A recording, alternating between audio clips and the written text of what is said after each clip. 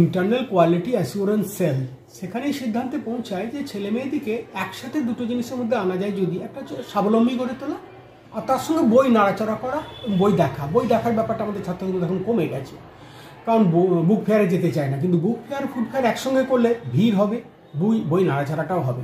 এবং আমরা চাইছি পেটের খিদে মনের খিদে একসাথে মেটে এমন একটা জায়গা, এবং এর যে লাভ হবে, প্রফিট হবে, তার একটা অংশ আমরা দুস্থ ছাত্রছাত্রীদেরকে দেবো, এই ভাবনা চিন্তায় আছে।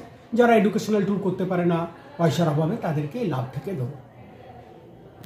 প্রত্যেক বিভাগ, ধরুন ফিজিক্স বিভাগ, কেমিস্ট্রি বিভাগ, বাংলা বিভাগ, ইতিহাস বিভাগ, ধরুন 12টা বিভাগ স্টল বসিয়েছে, এবং সেখানকে অধ্যাপক অধ্যাপিকারা এবং ছাত্রছাত্রীরা এটা সবাই মিলেই কাজটা করছেন। মানে অধ্যাপিকাও দেখা যাচ্ছে তৈরি করছেন, ছাত্রীও তৈরি করছেন, ছাত্রও তৈরি করছে।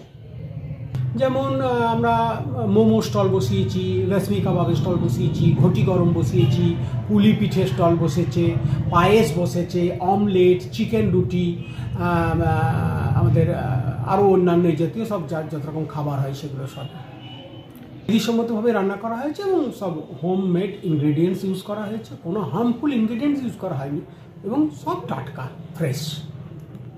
ওরা প্রচণ্ড খুশি, মানে ওদের তো একটা অন্যরকম দিন।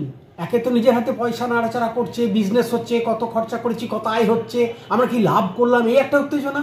তার মধ্যে করছি, স্যাররা আমাদের সঙ্গে বন্ধুর মতো মিশছে, প্রিন্সিপালকে ডেকে খাওয়াচ্ছে, স্যার আমাদের এইটা একটু খেয়ে দেখুন, এইটাও মুখ খান, আপনি এটা খেতে হবে, এইটা ওদের খুব আনন্দ লাগছে এবং ভালো লাগছে। এটা সেকেন্ড টাইম। আরেকটা পাইলট প্রজেক্ট ছিল, এটা দ্বিতীয় বছর।